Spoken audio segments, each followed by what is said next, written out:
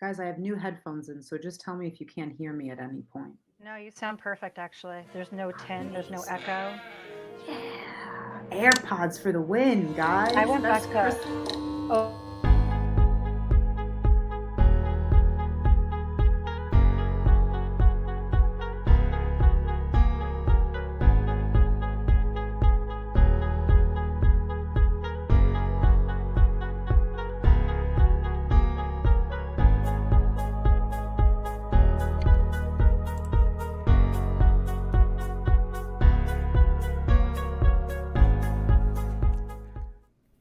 Ciao Juventini of the world, my name is Giuseppe, welcome back on the channel. As you all heard just in the intro, Marcella has new AirPods. So, ciao Marcella!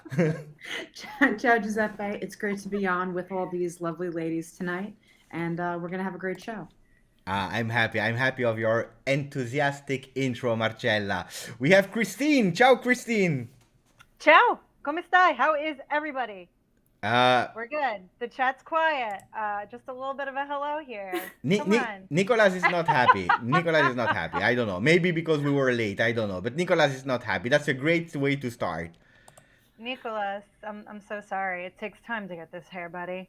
Um, so I think I understand why Beppe tagged in the A team, all women, and it's because men just get so emotional. So we have to be objective today. So I think we're up to task. I can't wait. Lex, is this your debut? Yes, this is. Yeah, really excited Welcome, to be welcome. here. Thank you. Well, Yeah, hi everyone.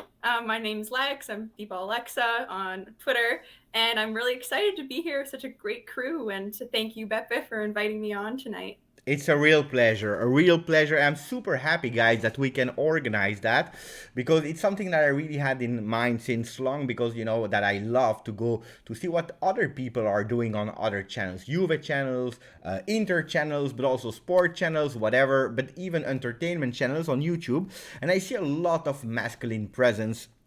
And I don't like that. I don't like that because we have so much and great Juventina that I know, like Christine, like Marcella, that I know really well. I was about to say Dybala Lex, but Lex that I'm also checking now on the All Juve cast, and we have so much great women that probably know more than us, and that's why I wanted to do a women only live. I hope you will enjoy because we will not speak about only Juventus women, but we will speak about the usual things, about the football, about Chiesa that will not be there. We'll speak about Supercoppa tomorrow. We'll speak about the Remontada. What a crazy Can roller we can we coaster kick it game. off on a positive note? Because I kind of feel like the Titanic woman meme that like the last time I felt joy was like 84 years ago, and that Juve Roma match, I'm still on a dopamine high. It What was a game. insane. I would change nothing about that match, even the parts where I was sweating and maybe crying in the fetal position. It was so exciting. I came out so pessimistic, which is completely uncharacteristic of me. I looked at the lineup. We had a few comments in the group chat, which you guys know, and that sort of alerted me to what may or may not come again. But that first header from Tammy Abraham, I was upset. And then, well, things got a little bit worse. I started to kind of like kick the ground and things like that. And then all of a sudden, 3 goals in 7 minutes. I couldn't even dream that because if I would have said that in the chat at any point, you all would have told me I was insane. I wasn't wrong. We won, but, but there was no way I was predicting that in any way, shape, or form. I'm not that good. Come on. I will tell the truth because I was live on the Juve channel on Twitch and I was watching all the messages on WhatsApp from the different groups, and the groups where Christina and Marcella are in, they were really negative. They were saying we are shit, we are not good, we are depressed. I will turn off my television. I will stop watching you. That was what that Oh was. no, we didn't say turn off the TV. We No, didn't but say that. nearly, because I was watching all the notifications and I was already fighting on the Juve Twitch with all the people saying, you know, they were pissed off.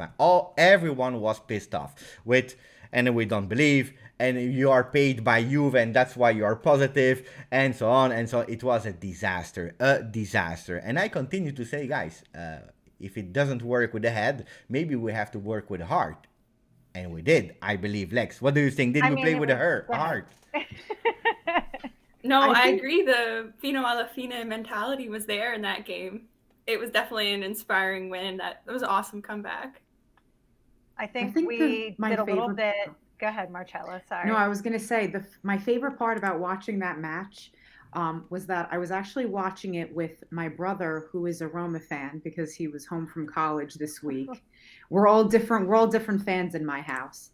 So we were watching the Roma game together, and I'm obviously very demoralized when Pellegrini comes up to take that free kick, and I look at my brother and I go, "This is number 3." And he goes, "Did you just look at your phone?" And I was like, "No, I'm telling you right now, this is going in."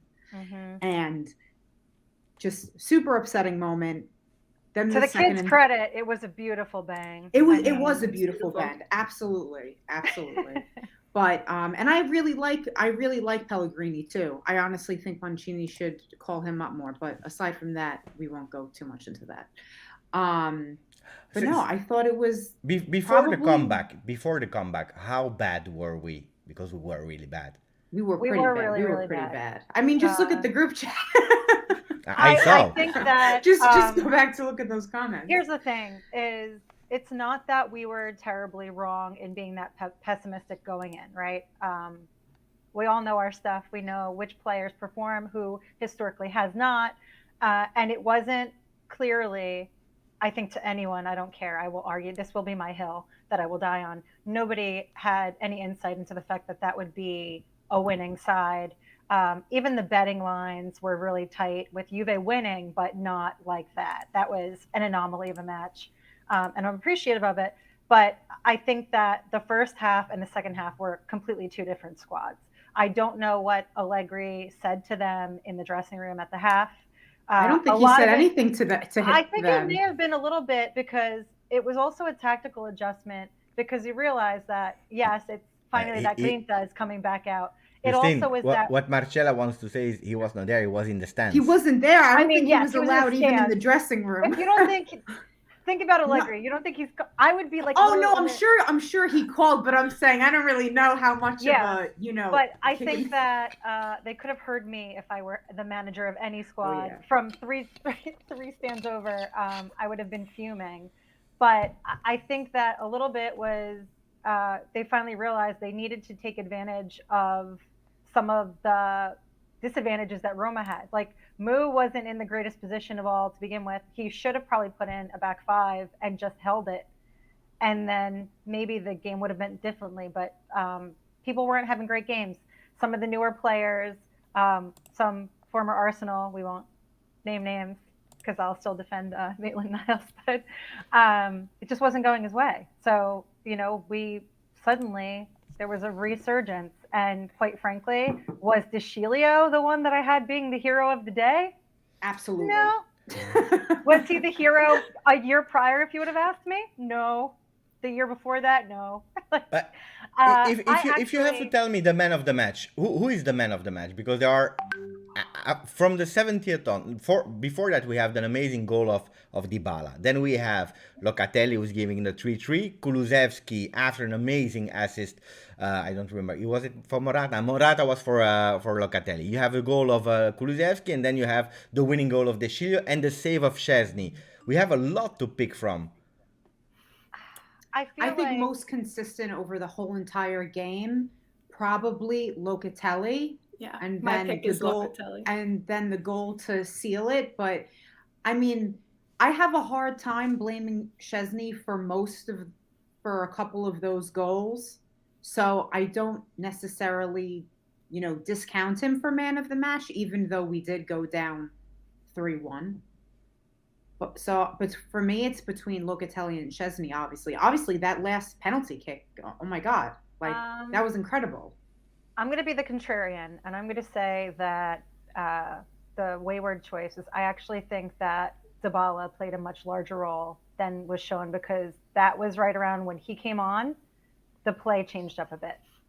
And for whatever reason, things started working. Okay, like you got McKennie back in it with that back heel flick. You got Morata running down the right flank, which you were like, where is this boy coming from? I don't care. I mean, if we're making things happen, like anything goes.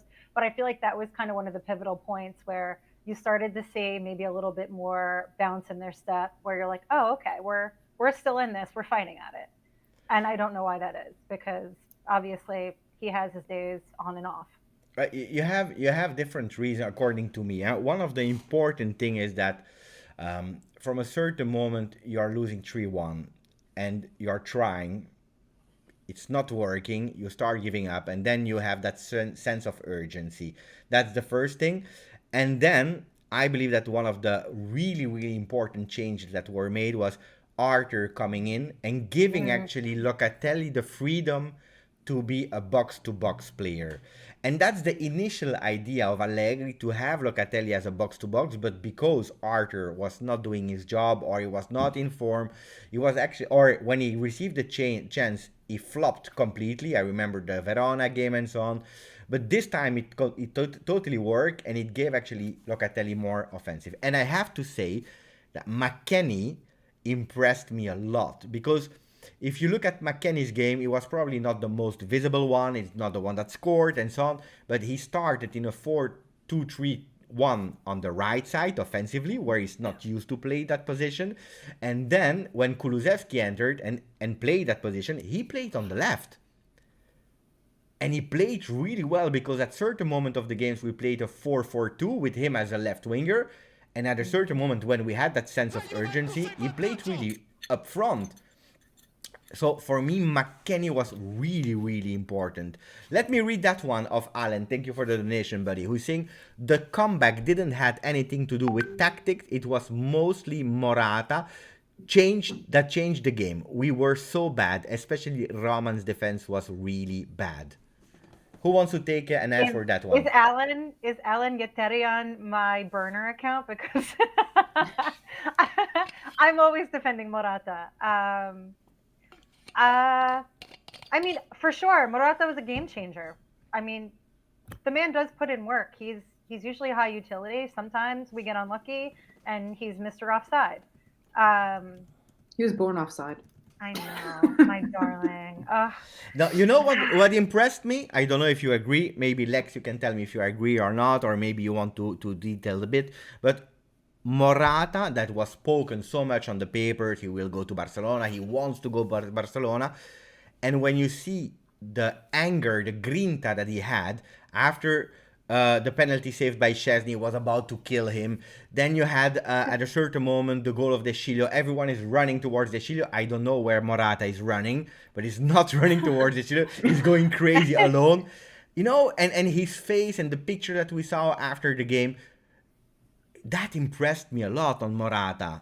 Lex, a few words about Morata. Yeah. I agree. I think, like, after you said, facing kind of a lot of criticism, and there's a lot of questions surrounding that time period where we thought maybe he was going to leave. Then there was all these rumors popping up about him jumping ship and all this stuff. And so I think that he really truly proved himself. He came on the field as a super sub. I think everyone, as we scored those 3 goals in 7 minutes after he made those substitutions in the 63rd minute, like bringing on Morata, bringing on Arthur, like those were crucial subs. And that really, I think, brought that comeback. And as you mentioned, Morata just held the ball so well for us, and he allowed so much space to open up in the attacking third, and he created that goal, right, for Locatelli. And that's why my shout was Locatelli for man of the match, because of that second goal.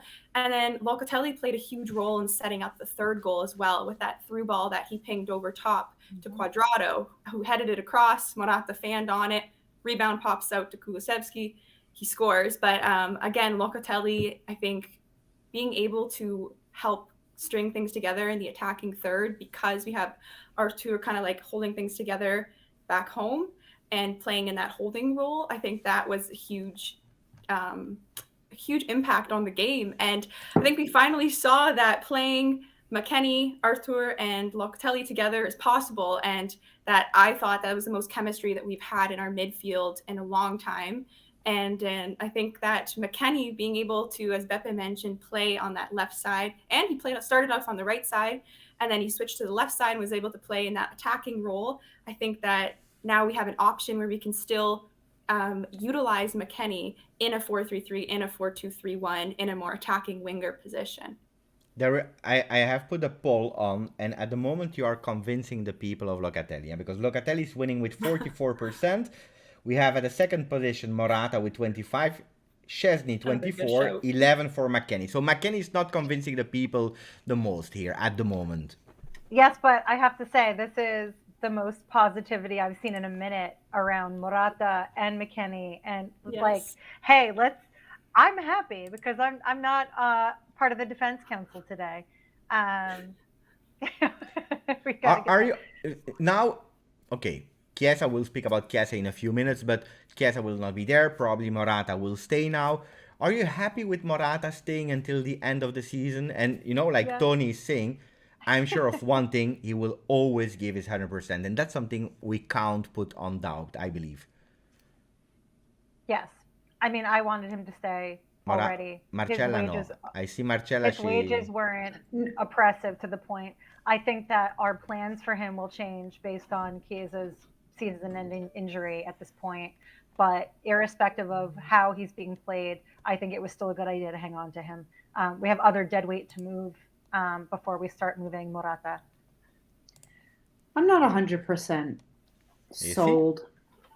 I'm not 100% sold on him staying. I'm really not. I think that if he's going to stay, then you need to bring in someone who just gives him incredible service from the midfield. Do you know what I'm saying? Which we needed anyway. Exactly, which we need anyway. But if you could have given me the option, you bring in a different striker, and Morata leaves and the midfield stays the same, or if someone comes in from the midfield and Morata stays and someone else from the midfield leaves, I think I'm going to go with change the striker, because I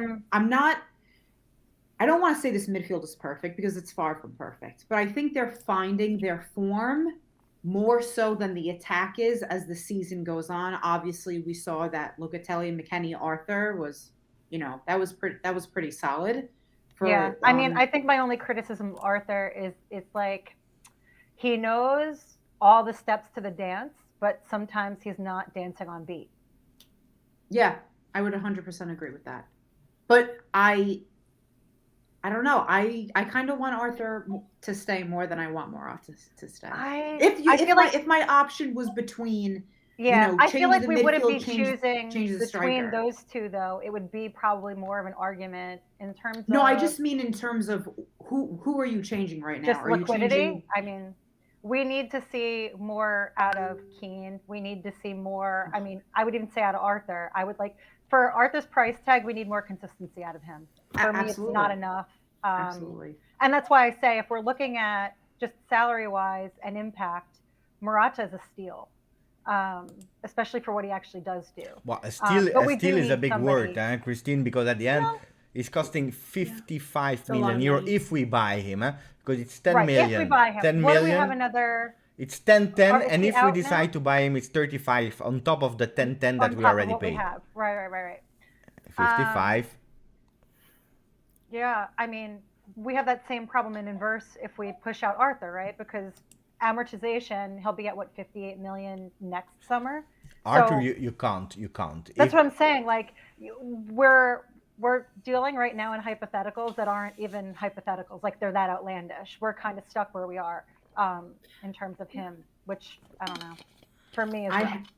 I think the biggest disappointment for me, though, aside from even Morata, really is Kean, because when he came back this season, I really tried to give him a fresh slate, because I've always been super, super hard on Kean. I've never been his fan. This year, I tried to give him a clean slate. I said, he progressed at PSG. He had rough at times at Everton, sure, but, let's try to give him a clean slate. I really did.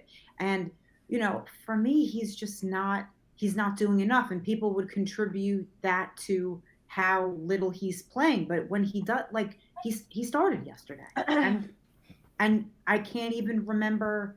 Like, no, he was invisible yesterday. He was invisible, and it's like, how can you argue that he's not doing enough when the whole entire game he's invisible? It'd be one thing if he was getting on the ball, if he was creating shots on target, but yet against Roma. On the other completely hand, invisible. Marcella, we also have to admit that Morata played a lot also in that kind of position this year, and he was not doing well neither. So, and then suddenly Juventus starts playing with the heart and with they have to, they want to go for that win, they score a goal, they believe in it. And then suddenly we are playing offensively. We have some offensive presence, but until then, Juventus was not on top. And okay, as a number 9, you have to you have to unmark yourself. But on the other hand, you also have to receive the ball at a certain moment. And for me, it's also really strange that Kean and Morata, when they are playing that position, they are invisible until when Juventus wakes up a bit. Lex, what's your take on Moise? Yeah, I mean, Moise Kean, I think, just isn't doing enough yet this season at all. I watched him at PSG last season, especially in the Champions League, and he looked great. And I think that this all maybe comes back to the fact that he had more of a supporting role over at PSG. There was main targets, there was main strikers. And I know we talked about it on our All Juve Cast podcast after the game, and I believe it was Anthony who mentioned that Kean is probably more comfortable as a winger or playing from the outside than he is as a back-to-goal striker. So I think that's something to consider as well. And with that whole Morata question, it's unfortunate because in terms of his salary, I would extend him. But in terms of that price to keep him at the end of this season, that's a lot of money to put towards a player who's also older now. And so, I mean, I don't know, that's going to be something that they're probably not going to be keeping Morata, but I would keep him right now. I wouldn't go for another striker right now in January. Also, just in terms of our team lacking chemistry in general, I think that throwing in a new player at this point is probably not ideal. And Morata showed us that when he wants to, he can do it, right? It's just more so, can he do that from the first minute, right? Rather than coming off the bench and doing that. But it comes back to that whole, like, we're still missing our main striker, right? And Ronaldo leaving 3 days before the Mercato kind of got us into this position this season in general. But Morata's always been more of a supporting guy. And I will immediately ask the three of you and also the chat guys, because now it will be exciting. So Chiesa injured, season over. We will come back on that. Let's speak about the sad moment a bit later. But Juventus was maybe looking for number 9. There were some rumors. There was Icardi. There were a lot of names mentioned there. Scamacca, Vlahovic, was possible, not possible, too expensive. So at the end, Juventus was not really doing something with the number 9 position. Now, Chiesa is out, and you have 2 different possibilities. Or you go and you find someone with the characteristics and skills of Chiesa, or you don't replace him and you go for a number 9. What would you do? Do you mind? Whatever. Go ahead. Someone who else go Well, first. I just wanted to build on what Alexa was saying about, I think this would be a great opportunity to push Kean out wide. And maybe you still do go for the number 9. That's the only reason why I wanted to go first is because I've been really surprised that Allegri hasn't been pushing him out wide in general since, he back to goal striker. It's really not working out. And I know we saw some rumors that now Kulusevski definitely staying now that Chiesa's season is over. But I would really like to see Ken move out wide, and maybe that changes things for him. And then you still go for the number 9. Because that's where he was really good at PSG. Exactly. He was playing on where that he was position, really even good with at us. PSG. I almost think that Allegri, he did it to himself, that Kean isn't playing well right now. It's like, just push him out wide like he was at PSG. Like, why is Well, that? yeah, it's not like the first time that Allegri has played someone out of position or No, of course not. Where it's like, wait, what? Why are we doing that? Yeah. No, I completely kudos agree. to him but for this could be trying things, but yeah, I feel like I there's agree. still better options, and we haven't tried those things yet. Yeah, I agree. I think definitely go for a number 9 because we have options we can push out to the wing. Like, of course, Chiesa is a huge loss, but realistically, we have to just get through these next 6 months of the season. And so realistically, just keep on finding that number 9, push it to the summer, find your number 9 for the summer. We can play McKennie more attacking. You can play Quadrado. You can push Quadrado up. I'm sure Allegri would do that. Also, Kulusevski, we still have him. We can utilize, we can push Kean wide. So, I mean, super unfortunate. Chiesa's pretty irreplaceable, but that's why I think that instead of trying to go for a slightly lesser version of Chiesa, just focus on your number 9, find that target player. I think this is probably one of the first of the biggest problems that Juventus had last year, but also this year, because we started building a team for Sarri, taking even more, that 4-3-3 kind of players.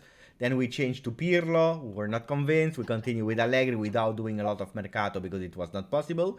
And we have a lot of players that are fitting that 4-3-3, but we miss a real number 9. And that was a problem last year. But it was covered by Ronaldo. And now we have a big problem there. So actually, missing Chiesa will give a lot of players the chance to prove themselves. And you all mentioned the names. And now, are they at the level of Chiesa? No, they are not. But they will have to step up. But you know what? In defense of them, Chiesa also wasn't at the level of Chiesa. It's true. It's true with the difference, Christine, that Chiesa, when he arrived, he needed a few weeks, maybe a few months before he totally exploded. But then he did it. While Kulusevski is there since 2 years now, you have all the players.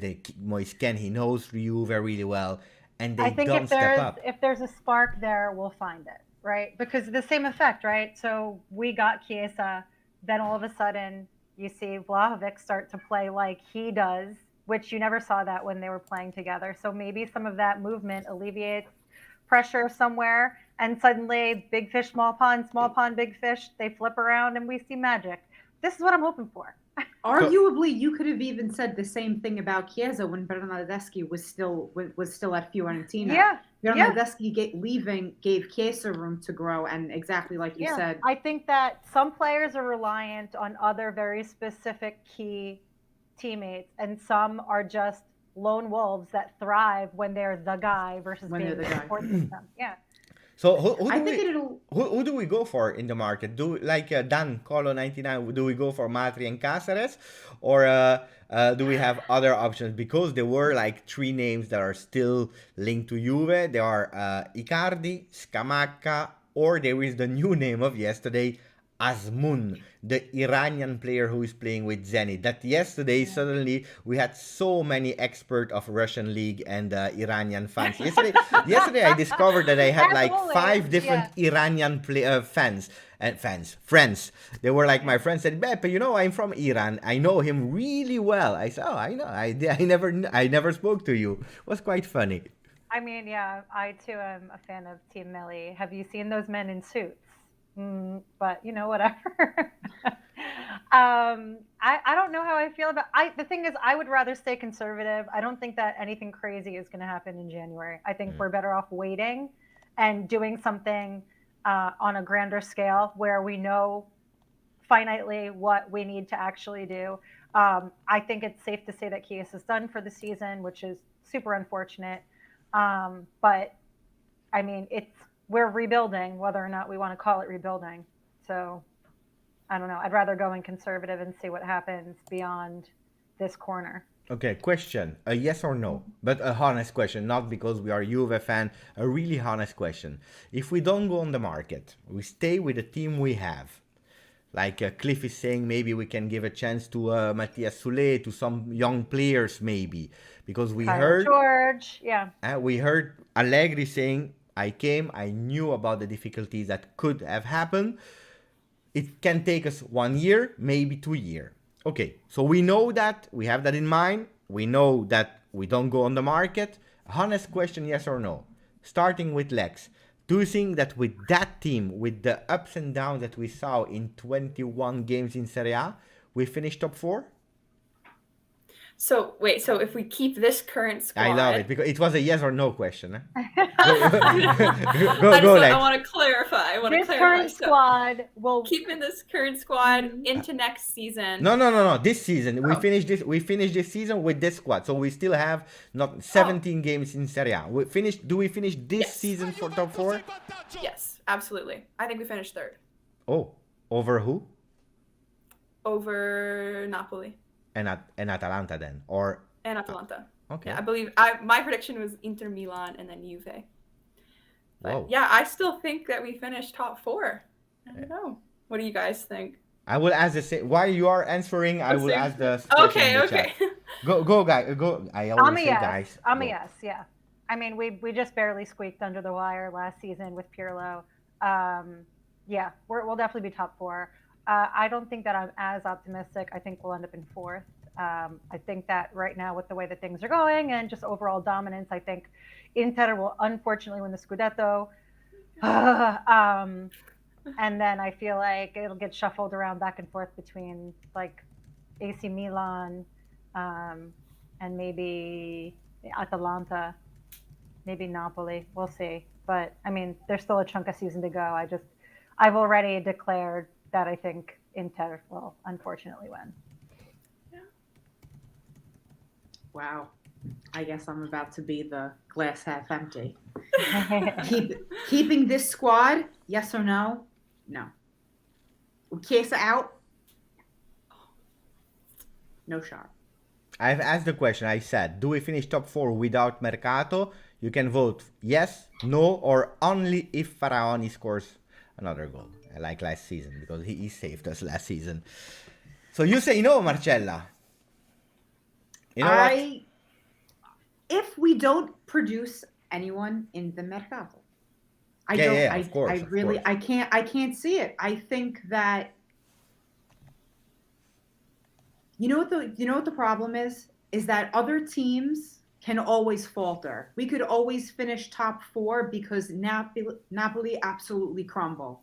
That's what I'm counting on. There's a lot of games to go, and there's also the 12th man in all of this again, which is the COVID resurgence.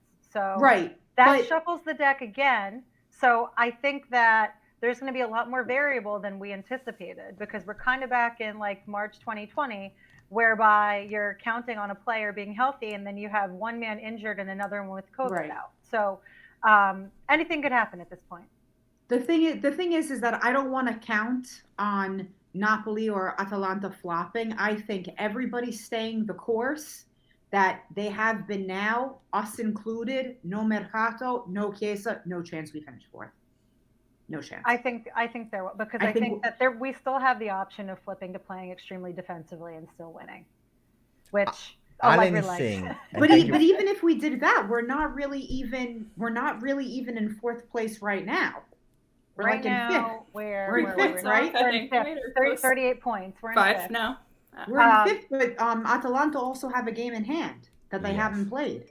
Right. Yeah, but the season is long. Huh? I will not say what I think. Packed. It's meager points between 1st and 5th at this point, so I'm not super worried about that. The thing is, a lot can change there really easily. You just watched Roma tumble from like 3rd or 4th from like December 20th week to now they're in the mud. So we also know that I'm always wrong, because I also said that Roma were going to win the Scudetto. So I mean, like maybe I'm saying that we don't make it just because I'm always wrong, and keep giving everybody the Malocchia. That's all you got to do. She's reverse jinxing it. Alan is saying, to be honest, and thank you for the donation, buddy.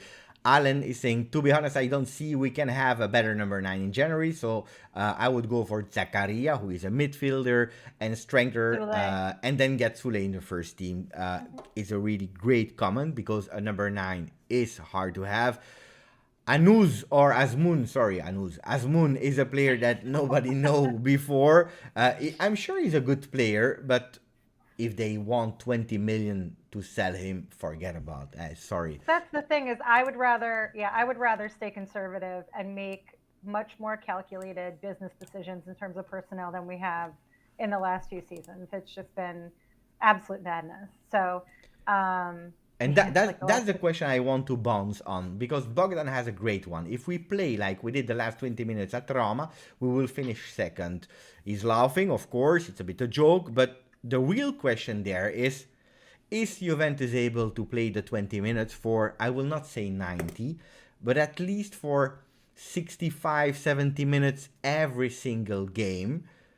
And can we see that in every single... Was Juve Roma the comeback, will that be a turning point of the season? Because I saw a lot of people saying that can be the turning point. But I saw that comment when we won 1-0 in the last minute versus Torino in the derby with the goal of Locatelli. There was another game that we won last minute and we said that will be the turning point. Can that be a turning point, or maybe we will just have still ups and downs, ups and downs? I asked a lot of questions there. Have we said this year that is this the turning point? And all it is just a crazy roller coaster ride. Just this year? I mean, especially this year. This was last year too, though. This is last year too, where we said like this should be logically a match we should win easily, and we'd lose, and the inverse would happen when we'd be coming up against a giant, where you're like, oh, this is brutal, and then we'd come out 2-1 up on top. So I feel like it's been very erratic, almost seemingly no rhyme or reason sometimes. But I think that maybe, if anything, we take out of this past Roma match, and granted, not everybody's Roma, right? Like, Inter are not Roma. So we've got a huge task ahead of us tomorrow. And if we get like the good Berna, right? If we get Bernadeschi, that's the good version of him. If we get Sciglio, who now hopefully has tasted blood and wants more, like, if we keep this fire and this level of confidence from that last match, I don't care how. If they have to jar it and huff it in the dressing room, do it by all means. I'm nothing is out of the question here, right? Like, ritual human sacrifice, call me, we'll work something out. But I think that if we continue to play with that, it's great. The second that gets squashed, I don't see all of those players, the mentality being top level. With that being said, no professional athlete is going out and saying, I'm going to give a full 85% today. They're all giving their most on any given day. It's just that not everybody's day is the same. So.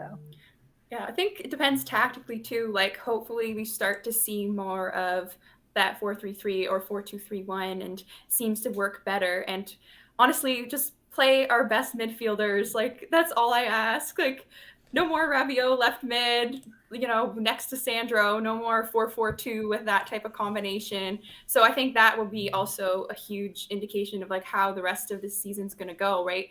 Depending on what Allegri is going to do tactically the rest of the time. So this is actually the perfect segue for what do you think or want to see happen for tomorrow?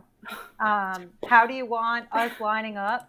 What do you see as optimal? Our options are not the best. Tesoro. But if we have no Quadrado, we have no Delict, Bonucci still out injured, Danilo still out injured. How are we doing this tomorrow? How are we dicing up Inter?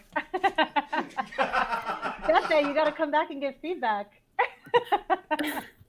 All right, so the response, I guess I'll give two. So what I would do and what I think Allegri is going to do, which is two different things. Which will be two different things if you are two different things. Go ahead, hit it.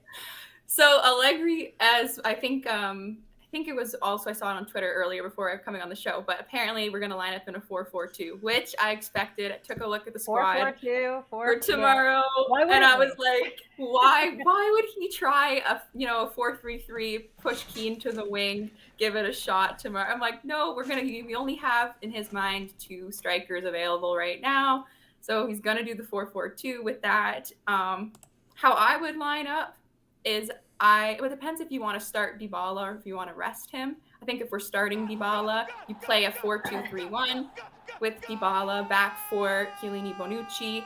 I believe Pellegrini's back. You can either play Danilo or Sciglio coming off a hot game, so maybe on the other side. Danilo, I think, just coming back from injury, so maybe you don't start him.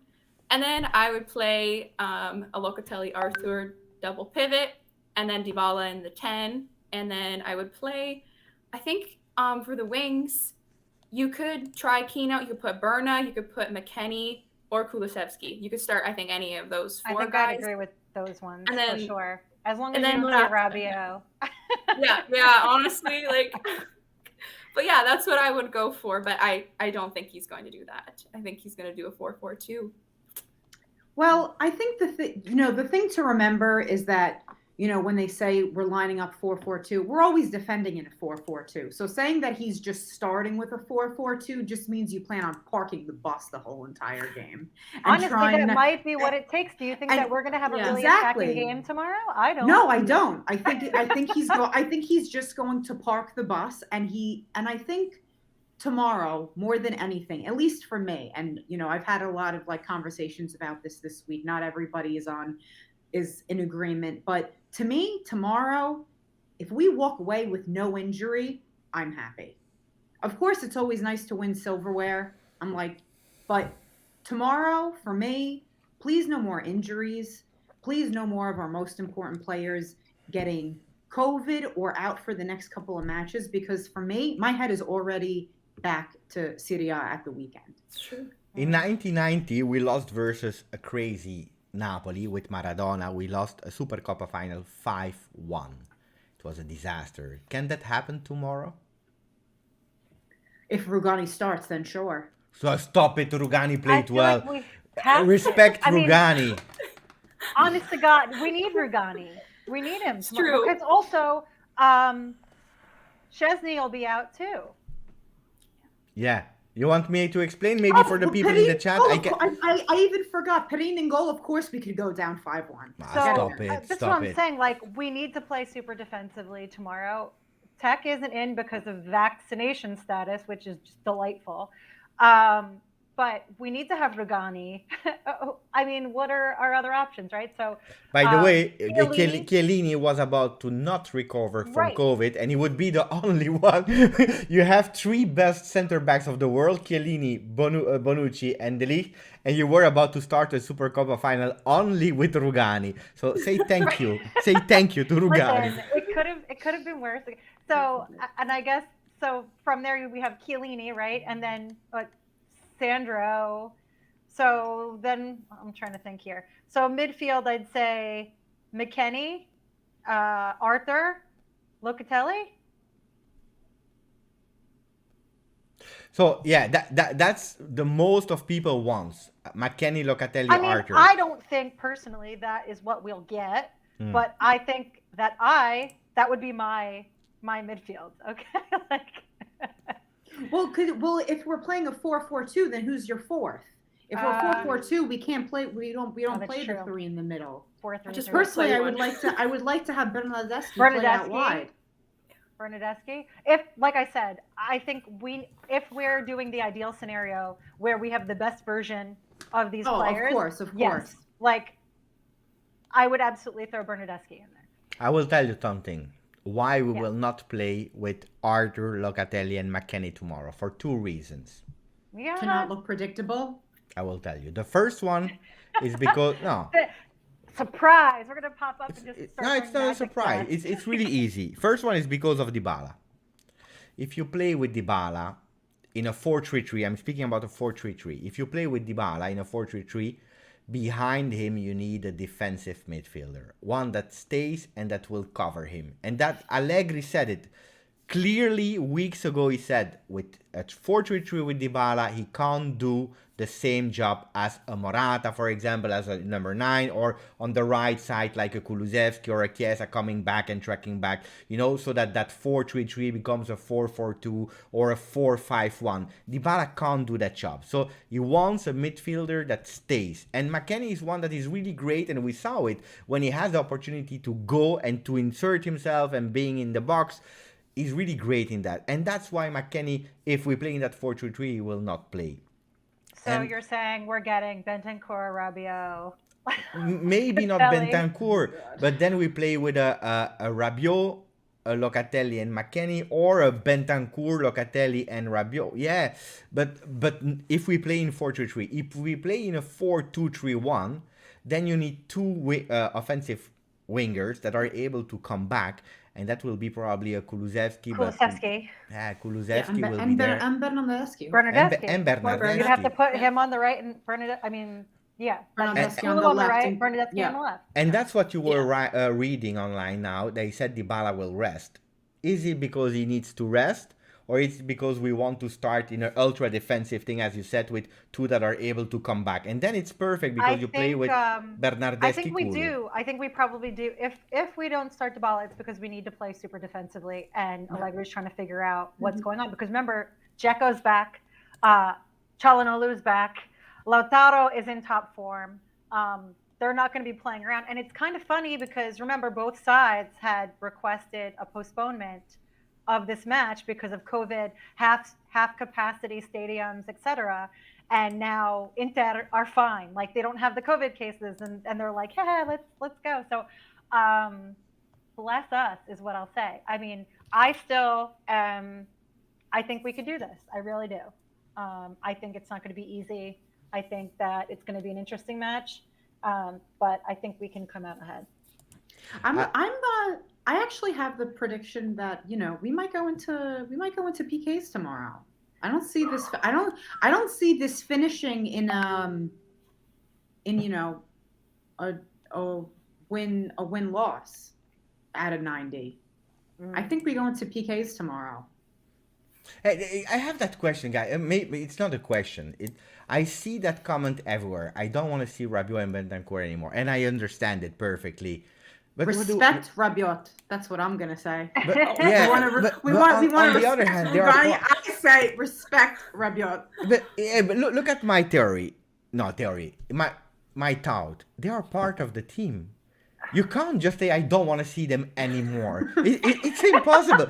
Every time that you put a lineup with Rabiot, is it possible? Because we haven't seen Ramsey in a really, really, really long time. I don't want to see them together anymore. Maybe that's another way to phrase it. I think that's the key. The key is not to see them together. Okay, Lex, if you have to choose, if you need to choose to see one of them, which one do you prefer to see? Bentancur. I don't know if people are going to agree with me or not. I cannot watch Rabiot. I don't know. It's just, I don't know. Sometimes it looks like he runs in one gear and he just I can't. I would sometimes say that. I think he kind of he's one of those players that is lukewarm, just kind of just does enough. It doesn't do anything inspiring in the attack. He doesn't do anything exceptional in the defense. So that's my problem with Rabiot, and I don't like being overly critical of players, but I don't know. For me, Rabiot just is a little too soft for my liking. But you would still pick Rabiot over Bentancur, really? Christine, I know. Alexis said no. I think I'd go Bentancur, even though sometimes he is the exact opposite and goes in a little too hard. Just put me in the corner, Beppe. I'm just the. Okay, so the last time that we played Inter in this match was 2005, right? Because it's been almost a decade of dominance for Juve for Supercoppa. So, and the last time that happened, right? So we had Trezeguet. We had Ibra then.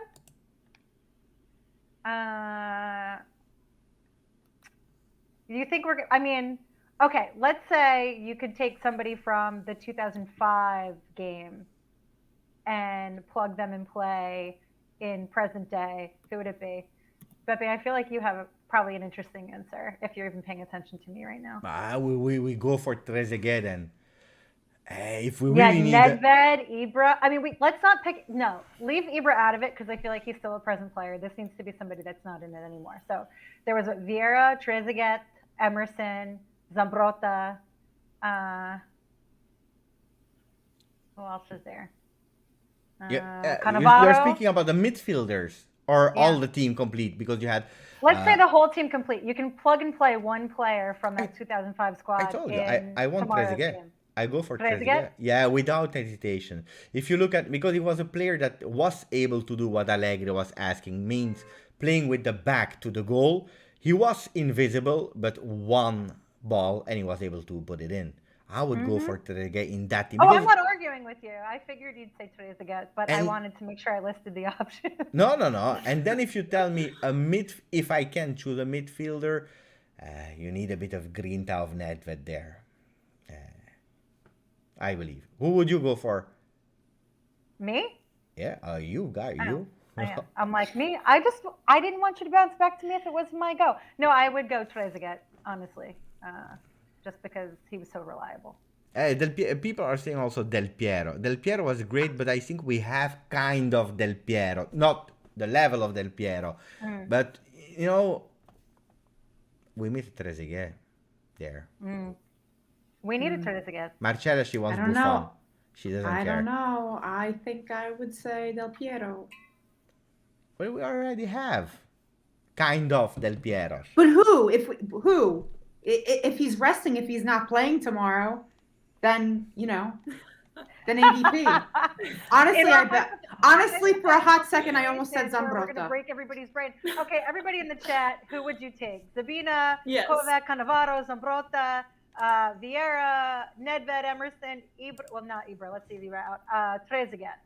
Who are you going? And of course, you can pick Del Piero, but I feel like that's what everybody's going to go for, so that's why I left him out. Really, I don't think Del Piero is the most obvious choice. I I think feel like, I think Trezeguet is honestly the most whether obvious or not choice. he's the most obvious choice, I feel like he's the fan favorite, and so I don't feel know like that's about the I don't easy know route. about that. Who With you such going, a Lex? lack of I'm joining you guys with the Trezeguet show. Okay. Yeah. Trezeguet is needed in that team. now you guys are just ganging up on me. See, I knew that this whole chat would be lighting up like Del Piero. I knew it. See, that's why I'm giving you- No, Thank it's you not for true. Nedved, It's not true. Freddie, They thank are you. giving a lot of Water names. midfield. Nedved. He was a brilliant defensive midfielder. Heck yeah. Look, Cannavaro so that Rugani can be benched. Buffon, Trezeguet, Nedved, Zebina was not Zebina, there. yeah. Not there. Barzagli was not there in 2005, but I understand he could be a great solution, even if I'm not Sabina sure. was there in 2005. Vieira in the middle, he was great, Yeah. but then he went to Inter. And then But indeed, Vieira, because he would unlock Locatelli properly. I agree with that one. Look, another one with Vieira, because midfield, he Yep. was brilliant as a defensive midfielder. I understand. Wow, I like kudos this to little- kudos to the chat. Thank I you like for these the chat answers. coming through. I With like our these fantasy answers. scenario. We're But I don't disagreeing. see it. No one said Zambrotta though. Someone said Camoronesi. I respect you. No one for Zambrotta, really? But Zambrotta is also a really great one. And by the way, if you have to choose, Alexandro, because Alexandro is a problem, but he's still the Sure is. starter with the most money. So you have to continue on the left with Alexandro, or you go for Pellegrini, or you go for De Sciglio on the left and Danilo on the right. Pellegrini. Pellegrini? I see Lex is saying, yeah, Pellegrini. I agree with Marcella. Yeah, see, someone's agreeing with you. Someone's agreeing with me for once. I love it. Thank you, Lex. And by the way, in the poll, it was really, really tight. After 4 minutes, Rabiot 45% and Bentancur 55% if they have to choose one. So they go for Lex with 55% of the them. votes. That was because I didn't get to say my part on Bentancur. Otherwise, I'm convinced I could have unleashed If I could have given some my stuff full on the chat. treatise on why Bentancur is not the answer. All I have to say is that game against Porto, and the whole entire chat should be with me. Come on. I mean, if we're going by past performances back to Porto, I mean, that's kind of unfair, right? Because, like, De Sciglio showing up once every 4 years, this could be a new streak. Hey, respect to Sciglio. I'm Oh my just saying, if God, you want respect. This season, De Sciglio So, has I been mean, great this I season. know. I don't I'm really know if defending it's so him. much this I'm just season. saying. I think it's when he plays for Allegri. De Sciglio under Allegri is a Well, It could be wait, football. I always said, that was my opinion, I always said that De Sciglio was not disturbing me at Juve because he's a great in the 25. He can play on the left, he can play on the right. He even sometimes in necessity plays in a 3-man defense. But I never considered him a starter. You know, he's also on a low salary. So for me, I never set De Sciglio out, or it's a good one to complete the team. But this season is also showing me that he's able to cross. I believe it's the first season that I discover a new skill of De Sciglio is crossing. And that was something that never happened before, and this season for me, even if he's starting, is not bad. Now, if you want to compare De Sciglio with Dani Alves or Cancelo, then your expectations are wrong. But De Sciglio is doing great this season. I agree with Marcella. You see, Marcella? I wasn't saying bad Look at things that. about De Sciglio, to be clear. I was using him as a defense. I have I a was great saying, story about look, Sciglio. you can show up and perform and still be good and have spotty performances in the past. Wait, So- wait. Before you tell the story, Marcella, I will ask the chat if they want to hear the story of the Sciglio. Oh no, it's just like a little blurb. We don't really have to go in. Okay. Let's go. I will do no poll. Go for it. I want to hear it. Oh, you want to hear it? Yeah. No, the first year that the Sciglio came, the squad was in New York, and I had a chance to go see them, visit this kids tournament. And when all of the players were coming down the ramp and everybody was kind of like charging, like, Barzagli, Chiellini to go and take pictures, De Sciglio was all alone and he was ahead of everybody. Nobody wanted to take a picture of him. I ran over to him. I was like, would you take a picture with me? And I swear to God, he looked like the happiest kid, like, ever, just because someone asked him to take a picture with him. You see Aw, how that's my easy it story. is to convince That's someone to be a wholesome. supporter. I'm here for that. That's the only reason why she's defending De Sciglio. No, it's not. It's not. I think he's great under Allegri. I really do. Saif is saying maybe great is a bit exaggerated. I don't know about it after that Roma game. I would say for a week we can call him great, Beppe. Just 1 week. De Sciglio has more goals than Betancourt. Some people here are saying facts, huh? I agree. So wait, does anybody want to guess the scoreline for tomorrow? Oh, Christine, I hate it when you play this game. You're always right. Should we let it go? Am I gonna jinx it? Okay, Maybe Lex, you want to start with prediction for tomorrow?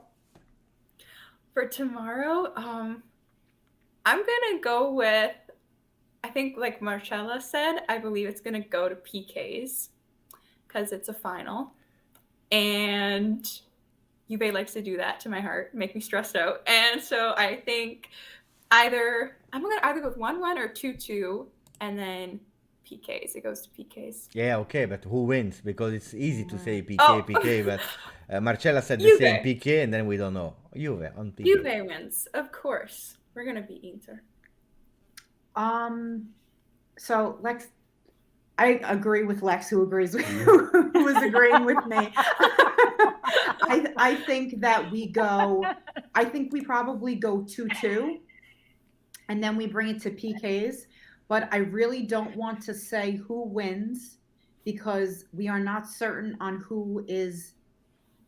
I'm really confused if he plans on bringing in Tech at halftime. You can't. Why? No. He said that the reason Tech isn't starting is because he would get there right at the moment the match starts. I will Does that explain mean- let me explain for the people who doesn't know, because it was a bit confusing about Szczęsny. Wait, can I just finish my Yeah, go ahead. prediction though? Yeah, So of course. if you put Tech in at some point, But why? I say we win. That will I never say happen. we win. At Juve, say it will we never win. happen. What do you Let mean? her What do you say mean her that Juve piece, would? though. Go ahead. If Perin is in through penalties, I say forget about it. It will not No. happen that Allegri will change Perin. We are not the Netherlands or Ajax with strange kind of. That will never happen. So let me explain. So in a few words, what happened is that yesterday on the 10th of February, January, the law changed in Italy. So in the past, so before the 10th of January, you needed your PCR test to be able, no, it was just PCR test that was negative to be in hotel and so on and so on. Or you had the green pass, or you had the negative PCR test, and you could do whatever you wanted. So even if you were not vaccinated, a negative PCR test was enough, okay? He was not vaccinated, okay? Right. Now, since the 10th, you can't anymore. You can't anymore going into hotels, into bars. You can't even go into the locker room and take a shower with them, okay? And because it's inside, it's in a closed room. So Szczęsny can travel with the team with a PCR test that is negative, but only tomorrow, not going in the locker rooms, not showering with them, but he can sit with them on the bench because it's outside. Okay? Interesting. So I that's the thought that thing. that would preclude him from playing at all. He I can thought- play, but now he took a vaccine, so he started the cycle of vaccine. Right. And So that's the why problem he is he wasn't doesn't. vaccinated. Yeah, at the moment he doesn't have the super Second green shot. pass in Italy. So Right. he's Which, waiting Pepe, for I finishing the cycle. I think he would have to travel also separately. Tomorrow, because yeah, if they're yeah. Right, because if they're taking the Frecciarossa, which is, because they're the sponsor of the tournament, then that's considered public transportation. So then you also can't travel since No, he can't. since yesterday. No, I think they changed it. I read that you can't travel without the Super Green Pass. He will travel tomorrow because the team they Right, went but I'm already. saying on public transportation, he has to go in a car, is what Yeah. I'm saying. He has Yeah, to yeah. drive completely separately. Yeah. So tomorrow he will go. He will be on the bench. He could enter potentially, but that will never happen, guys. If you think that if we go to penalty kicks, He will then never Allegri change him. wouldn't even put him in? Really? Never, never. I don't. Well, on the other hand, that's also super unfair to him because you're putting a keeper in cold to be like, here, best of luck to you. I would never do that, just from a strategy standpoint. I agree with Stefan personally, except if it is, upon, you discussed about it, you said it, but it's hard, huh? But then, Marcella, you're a goalkeeper, you know more, huh? But it's strange, if you played a great game, it's 0-0, 1-1, you are full of trust and confidence, and then they say, okay, go out now, let's play Szczęsny. I don't know. I would find it really strange. I mean, I guess you're right. You're right. It would be very, very disrespectful to change Perin like that. So I guess that means that we're losing, based on my prediction. What's your prediction? The one that we are waiting for, because you're always right. I feel like there's so much pressure now because I am always right that I'm terrified to even say anything. Which is why I'm surprised that you even asked to do the predictions. Jeff, you're absolutely right. Pepe is the most beautiful. I agree. It's really hard to hang with him, but some of us just get to be the wing woman. So I started to let my hair grow, but I didn't do it on time, so you need to wait a bit. I think that tomorrow is going to be absolutely wacky. I don't want to follow suit with the draw to kicks because I feel like that's a high likelihood. So I'm going to go 2-1 Juve in a wild series of events. Elvis is saying, I'm a diehard Juve fan, but we are losing tomorrow. That's not a very diehard Juve fan thing to say, my friend. See, I disagree. I don't think that being a diehard fan means that you always have to think that we're going to win. I think that, if you have your reasons... it's a good place to start from, right? Like, I have all the logic and knowledge in the world at my utility, and I choose to believe that we can still pull this off. And that's just hope, right? Like, the thing with Calcio in general is, like, it's anybody's game, right? Because everyone has their day. So tomorrow could be the wackiest series of events right after that weirdo Juve-Roma match. And we could see things and players pulling up like we've never seen before. So, hey, like, daring to dream here. A lot of people are saying we will win, but we see the trend in the chat is we will win, but with a miracle. Otherwise, it will not happen. We do need That's the trend, the miracle, because it's true. At the moment, we have to be honest; they are stronger as us. Inter for is sure. in They shape. are They are strong. Absolutely dominant. They have their last 6 games. It's been all wins, 1 loss. We have 4 wins, 3 draws. So we are not cut of the same ilk right now. No. It doesn't mean that we can't pull it off. Depends what Juve shows up to tomorrow Mm-hmm. to give us a chance. But I think as long as you're on the pitch, you have a chance. Yeah. That's soccer, right? And it's a final, so it doesn't have the longevity of a league where you have to be like consistently good. It's one game. It's kind of like the Champions League, right? Where it's kind of like knockout tournament. The one It's and done game. of it, the fact that it's Yeah. a rivalry match again, adds certainly to the pressure and a lot of the sort of pomp of it. nobody's ever going to say like silverware doesn't count. It still counts. I have to admit that the win, like Lars is saying, the win of Roma, it was a good one.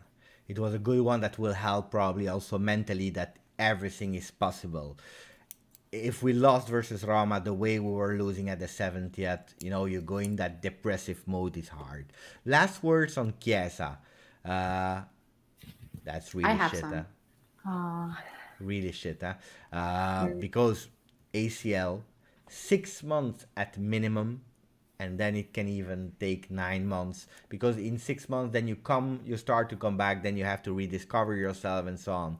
So it can be from 6 to 9. He will miss the qualifying for the World Cup. But most importantly, with Juve, every single game of the season. So season is over for him. Yeah. I saw a lot of people saying, you will come back stronger, like Del Piero, like Baggio. I will be honest, because, and you know, I'm the biggest fan of Del Piero. Del Piero never came back at how he was before that big injury of 98. I know Del Piero from 93 to 98.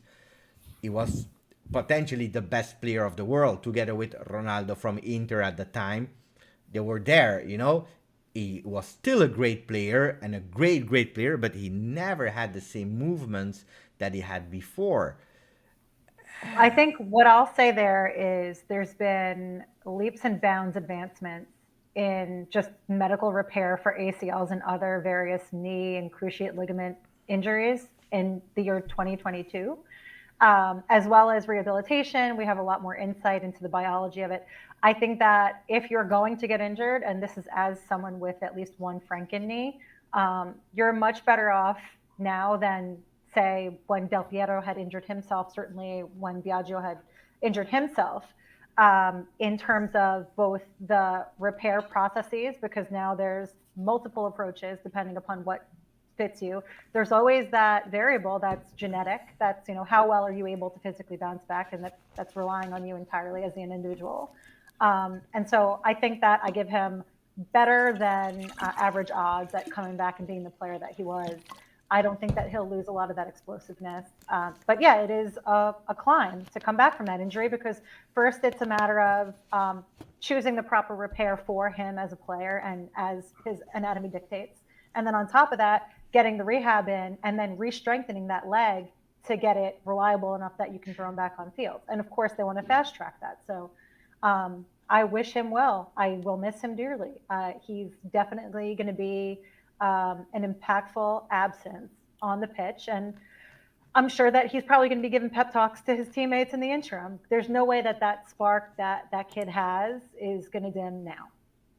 Before Lex and Marcella answer me, thank you to Ricardo for that nice message. Thank you, buddy. From Australia, so he just woke up. It's crazy, yeah, because we are doing the round of the earth. Good morning. It's Good morning, mate. really nice.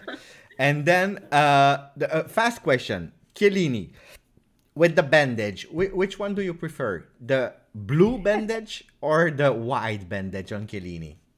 The blue. You see, I'm also a blue. Today, a lot of people said white. I'm going with white. I think people like the white because they can see the blood coming out and it makes him look a little bit more, you know. I like the blue bandage. Lex went for white, huh? I went for white. Yeah, it's nostalgic. I think. You're thinking, Christine? Me? No, yeah. I go white just because I feel like it's like a very fresh out the mental hospital look, where it's like, yeah, this is very medical. He is this insane. The thing is, like, I don't think that man even feels injuries anymore. He just bleeds, and somebody's like, "Yo, buddy, you're gushing from your skull," and he's like, But from the moment you see that he's injured at his head or nose or whatever, you know that we will win. That's a fact. Oh yeah, you know that we are celebrating. When we see blood on the face of Chiellini, we are celebrating. We are happy. It's true. We're absolutely deranged. Everyone said as soon as the bandage went on, the win was in the bag. Yeah. That was it. By the way, for the people that remember, you can use the new emote that Aman, my friend, he's doing all the emotes on the channel. The Chiellini with the bandage. Thank you, Aman, for your artistry. Grande Aman, grande Aman. Yeah, you wanted to say Marcella and Lex, some word about Chiesa, and then we will round up and we will close the live. It was great. I liked it. Well, I think the most interesting thing about this Chiesa predicament is going to be what happens with Fiorentina at the end of the season, because we're not necessarily going to click all of those boxes in requirement to buy him. So the bigger question, in my opinion, is not does he come back stronger, is do we see him in a Juve jersey next year? So I repeat, to sign, to have the obligation to buy this season, he should have had 60% of the appearances. He has 38. He needed to score 10 goals. He has 4. And Juventus had to qualify in Champions League. Juventus at the moment is 5th. That's for the obligation to buy. Without this, Juventus is not obliged to buy Chiesa. But we just have the first right of way to buy him, but also we have room to negotiate, though. I think. You have room to negotiate if you say we don't buy him. You have room to negotiate, but this will not happen. Chiesa is a Juve player. Do you? Yeah. I'm not 100% sure. I really don't. I think we really have to see how well the recovery goes, because if you were to ask me prior to his ACL injury, would you have bought Zaniolo? I would have said yes. And if you would ask me the same question now, how he's performing after, I would tell you no. But on that one, I totally agree, Marcella. I would not sign Zaniolo anymore, but it's not even our player. While Chiesa no, but I'm just saying is that now that the situation has kind of changed, do we really think that the automatic response to Juve is going to be to still buy him, granted our financial situation? Yeah, because we will go for Vlahovic next season as well from Fiorentina. We have done way dumber things, so yes. Yeah, we will go for him. Yeah. We literally spend money like it's a Monopoly game. So, I don't. I know, but maybe this is the time to stop. I'm not saying. Listen, I want to clarify. It's not that I don't want to see Chiesa in a Juve jersey anymore. You heard it here first, Marcella. No. Wait. I love Chiesa. Don't believe her. I want a maximum of hashtag Marcella out in the chat now. That's what I'm asking. Hashtag Marcella out now. I 100% would love to see him in a Juve jersey forever, honestly. But I'm just saying, to create some discussion in the chat, is that now the tides have changed. So I'm just trying to create. You're just trying to be chaos. Why would you be? Just trying to create chaos upon my Tuesday evening. Beppe, remember what I said that my highlight of 2021 was? We remember what we said. We remember what I said the highlight of my 2021 was. I don't remember. I just remember that. I do. I distinctly recall. You're like, "What's your Juve highlight?" And she's like, yes. Azzurri, oh yeah, it's true. Oh, now I remember. No. I said the Chiesa goal against Austria. I'm like, ma'am. Lex, you know what they said? They said, who will be the player of 2022? And they all said, Chiesa, because he has the number 22 on the back. Now it's over. It's 6 days. It was the year of Chiesa. It's over. It's so heartbreaking, honestly. Like, I think so many fans fell in love with Chiesa after the Euros, after that inspiring and that 2021 end of last season, first part of 2021, where he had his breakout under Pirlo, went into the summer, had an amazing Euros tournament, and then I think that he's just such an exciting player to watch play, and we had been waiting for so long for a player like that to have that passion for the badge, and I think that it's just so heartbreaking. Everyone's upset, and I say we keep him. I have faith in him having a full recovery. I mean, I think there's not much else you can do but have hope that he's going to be able to come back from it. And as Christine mentioned, science, medicine has made leaps and bounds since those injuries in the past, which were potentially career ending back in the day as well. And so just pray and hope that he has a good return. I hope so. My friend is asking where is Alessio. Alessio, I will invite him when we will praise Sassuolo and Atalanta. So today we're speaking about Juve. So I will clip that and I will send him that part of the video, of course. Alan is asking, it would be stupid not buying him because if not, Fiorentina will sell him 120 million to Liverpool. No one would buy him for 120 million after. 120 no, but you, Alan. I believe like that 100 million you can ask for him. Yeah, we could do it. It would happen. You forget that Premier League has a lot of cash and liquidity to toss around when they want to. After that injury, are you kidding me? I would. Just an ACL, Marcella. It's really not. It's not as bad. Yes, it's an injury, but it's not as bad as what it could be. There are far worse that could happen. Listen. I have a horrible track record with players that I love getting ACL injuries and never coming back. So can you do me a favor and love Chiesa less right now? Sure. Just stop it.